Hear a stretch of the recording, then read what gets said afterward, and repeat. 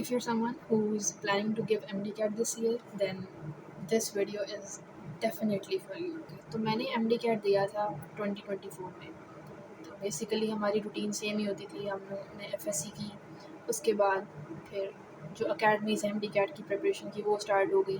तो हम अकेडमी जाते थे, वहाँ पढ़ते थे, वापस आके भी पढ़ते थे, फिर रेस्ट कर लिया और इसी तरह सारा साइकिल कंटिन्यू होता रहता था. लेकिन उस टाइम पे मैं ओवरऑल एक ऐसी ज़िंदगी जी रही थी जिससे मैं इतनी खुश नहीं थी. मतलब मेरी सेल्फ़ इस्टीम इतनी अच्छी नहीं थी. मैं खुद को बहुत ज़्यादा डाउट करती थी. मेरा कॉन्फिडेंस इतना अच्छा नहीं था और बहुत ज़्यादा नेगेटिव माइंडसेट होती थी मेरी. और उस टाइम पे मैं स्पिरिचुअली अल्लाह से भी इतनी कनेक्टेड नहीं थी. तो ओवरऑल इतना अच्छा टाइम नहीं था मेरी लाइफ़ का, लेकिन ज़िंदगी चल रही थी उसी तरह से. और उसी दौरान कुछ ऐसा हुआ कि एकदम से मेरी पूरी ज़िंदगी बदल गई.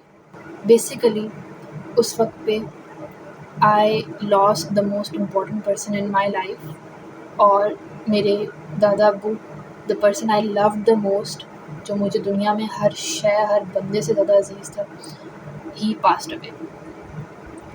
और उस मोमेंट पे मुझे आके लगा जैसे मेरी दुनिया ही कहीं रुक गई है, ख़त्म हो गई है कि ये कैसे हो गया. और सब इतना जल्दी हुआ कि मुझे समझ ही नहीं आई कुछ देर के लिए कि मेरे साथ हुआ क्या है. और वो ईज़िली मेरी ज़िंदगी का सबसे लोएस्ट पॉइंट था. And that was when I realised what it feels to hit rock bottom. और उस वक्त पे मैं बिल्कुल नाउम्मीद हो चुकी थी, बिल्कुल हिम्मत हार चुकी थी, क्योंकि उस टाइम पे MD-CAT का प्रेशर भी था, ऊपर से ये सब हो गया. तो मुझे तो कुछ देर के लिए समझ नहीं आ रही थी कि ये मेरे साथ क्या हुआ है और अब मैं क्या करूँगी आगे, मेरा फ्यूचर क्या है, मैं कैसे हिम्मत करूँगी और मैं ये सब कैसे आगे करूँगी. लेकिन उसी पॉइंट पे जिस वक्त मैं बिल्कुल टूट चुकी थी और मुझे लग रहा था कि मैं दुनिया में सबसे अकेली हूँ, उस वक्त मुझे ज़िंदगी में पहली दफ़ा अल्लाह अपने बहुत करीब महसूस हुआ.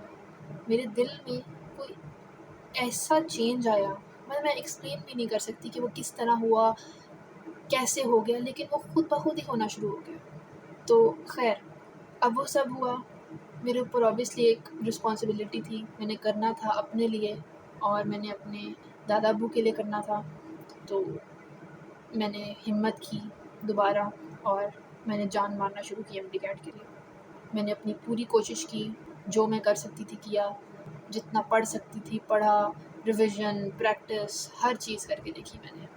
फिर आ गया MD-CAT का टाइम. जब MD-CAT का टाइम आया तो मेरा MD-CAT था शज़ैब MU का, जो कि फ़ेडरल के अंडर आता है. तो करते करते फाइनली एग्ज़ाम का दिन आ गया.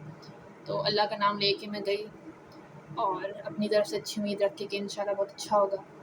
मैं पेपर देने गई और पेपर जो है वो बहुत गंदा आया. और मतलब पेपर में बहुत सारे मसले थे. पेपर में MCQs का मसला था, कुछ के ऑप्शंस ठीक नहीं थे. और शाम को फिर उसकी की आ गई, की आई तो की में इतनी गलतियाँ थी. तो मैं थोड़ा सा और परेशान हो गई कि ये मेरे साथ क्या हो गया. और जब मैंने अपने मार्क्स का हिसाब लगाया तो मेरे मार्क्स बहुत कम बन रहे थे. आई थिंक 177 या 178 बन रहे थे उस टाइम पे आउट ऑफ 200, जो कि इतने कम मार्क्स थे कि उसमें मुझे किसी गवर्नमेंट सीट पे एडमिशन तो कभी भी नहीं मिलना था. कुछ देर के लिए मैं ज़रा परेशान हो गई, घबरा गई. लेकिन again at the same time मुझे नहीं पता किधर से, लेकिन मेरे दिल में एक हल्की सी उम्मीद, हल्का सा इत्मीनान भी आया कि नहीं, मेरा अल्लाह मुझे यहाँ तक लाया है, वो कोई ना कोई रास्ता ज़रूर निकालेगा मेरे लिए. किधर से निकालेगा, कब निकालेगा, कैसे मुझे नहीं पता. लेकिन मुझे इतना पता है कि वो मुझे इस तरह नहीं छोड़ेगा यहाँ पे. इस तरह हमारा रिज़ल्ट आया. मैंने पूरी कोशिश की कि मैं सब्र करूँ और मैं अल्लाह पे पूरा यकीन रखूँ. MD-CAT का बहुत ज़्यादा मसला बन गया क्योंकि पेपर गलत आया था, बच्चों ने प्रोटेस्ट किया और इन दी एंड یہ ڈیسائیڈ ہوا کہ MD CAT جو شزائب MU کا تھا وہ دوبارہ سے ریکنڈکٹ ہوگا۔ اب ریکنڈکٹ آسان چیز نہیں ہے اتنی، آپ کو ساری کتابیں دوبارہ کھولنی پڑتی ہیں، اس کے لیے بڑا آپ کو ایک جگر چاہیے کرنے کے لیے۔ لیکن خیر اللہ کی رضا سمجھ کے میں نے ہمت کی، میں نے دوبارہ کتابیں کھولیں اور جتنی میں اپنی طرف سے محنت کر سکتی تھی وہ میں نے کی۔ تو میں نے دوبارہ سے تیاری کی، میں دوبارہ ریکنڈکٹ میں جا کے بیٹھ گئی اور وہ الحمدللہ مجھے پیپر بہت اچھا آتا تھا اور میرا بہت اچھا پیپر ہو گیا اور اس میں میرے نمبر آ گئے آلموسٹ 189۔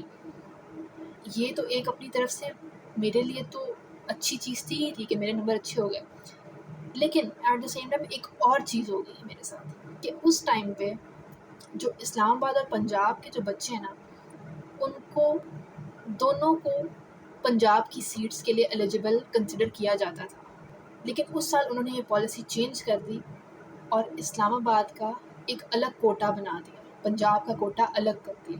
اور شروع میں جب انہوں نے وہ کوٹا بنایا تو اس میں بہت تھوڑی سی سیٹس تھیں، میں کیونکہ اسلام آباد کی تھی تو میں اس کوٹے کے اندر آتی تھی، تو میں پھر بہت پریشان ہو گئی کہ بھائی یہ میرے ساتھ کیا ہوا، کہاں تھی 3000 سم تھنگ سیٹیں اور کہاں اب کوئی چند ایک سیٹیں میرے حصے میں آ گئی ہیں۔ تو یہ میں یہاں پہ ٹھیک ہے میرے مارکس اچھے تھے لیکن اتنے اچھے نہیں تھے کہ میں کوئی 4-5 سیٹس میں میرا نام آ جائے پورے اسلام آباد میں۔ حالانکہ اب آپ اپنی انسانی نظر سے دیکھو تو آپ کو ایسا لگتا ہے جیسے آپ کے دروازے بند ہو رہے ہیں، لیکن مجھے پھر بھی امید تھی کہ نہیں، یہ میرے لیے اللہ کوئی نیا راستہ نکال لے گا۔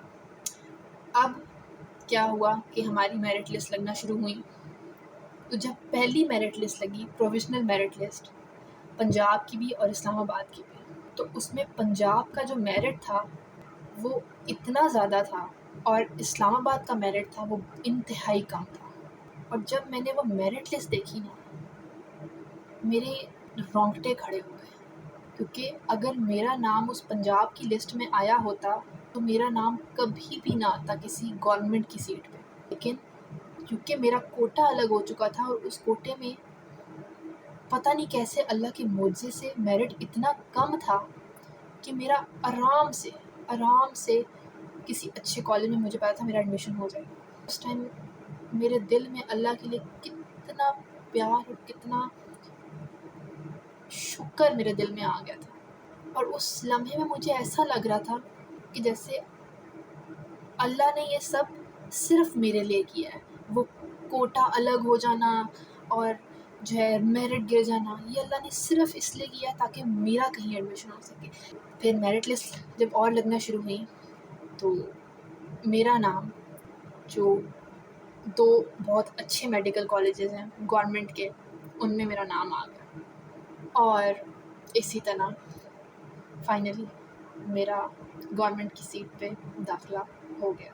صرف ایک چیز اگر آپ نے سیکھی ہو نا میری اس سٹوری سے، کہ اگر آپ نے اللہ کی مصلحت پہ یقین کرنا شروع کر دیا، اللہ آپ کی زندگی بدل دے گا، اللہ آپ کے لیے وہاں سے راستے نکالے گا، ایسے لوگوں کو وسیلہ بنائے گا، ایسی چیزوں کو آپ کے لیے وسیلہ بنائے گا جو آپ کے وہم و گمان میں بھی نہیں ہوں گے۔ تو کبھی بھی کسی آؤٹ کم کو فائنل آؤٹ کم نہیں سمجھنا چاہیے۔ آپ چاہے زندگی کے کسی بھی موڑ پہ ہو، چاہے کوئی بھی سچویشن ہو، آپ ایک دفعہ میرے کہنے پہ اللہ پہ اندھا دھونے مان کر کے دیکھیں، میں آپ کو یقین سے کہہ سکتی ہوں آپ کی زندگی بدل جائے گی۔ انسان کی نیچر ہے کہ وہ بہت زیادہ سوال سوچتا ہے، ہمیں ہر چیز کے پیچھے کوئی لاجک چاہیے ہوتی ہے، لیکن اللہ کی مصلحت کے پیچھے کوئی لاجک نہیں ہوتی۔